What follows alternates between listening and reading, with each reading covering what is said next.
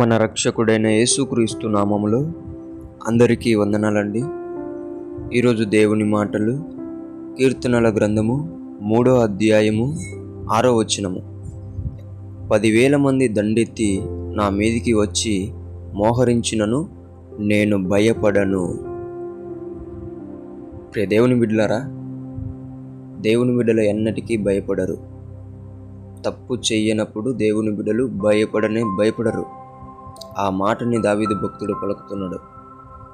నేను తప్పు చేయలేదు, నా మీదికి ఎంతమంది తిరుగుబడినా సరే నేను భయపడను, నా దేవుడు నాకున్నాడు. దేవుని బిడ్డలారా, ఎందుకో తెలియదు, ప్రతి చిన్నదానికి భయపడతారు. చెయ్యని తప్పు నింద వస్తే చాలు ఏమవుతుందో ఏమో అని భయపడతారు. విడిపించడానికి దేవుడు శక్తిమంతుడు కాదా?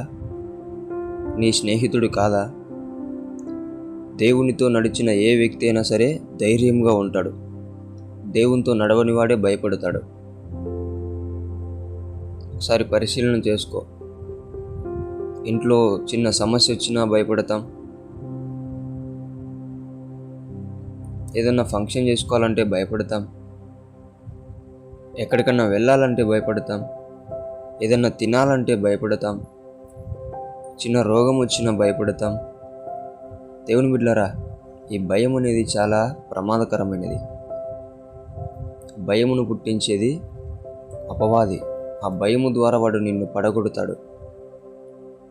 అందుకే దేవుని బిడ్డలారా, భయపడకుండా దేవునితో నడిచి దావీదులాగా ధైర్యంగా ఉండాలని దేవుని పేట మనవి చేసుకుంటున్నాను.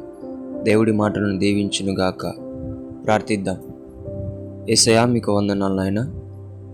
ఎవరైతే నీ బిడ్డలు భయపడుతున్నారో వారందరినీ యేసు నామములో ధైర్యపరచండి తండ్రి. ఏ విషయంలో వారు బాధపడుతూ భయపడుతూ ఉంటున్నారో వారికి ఆ విషయంలో ధైర్యమును దయచేయమని యేసు నామములో ప్రార్థిస్తున్నాం తండ్రి. ఆమేన్.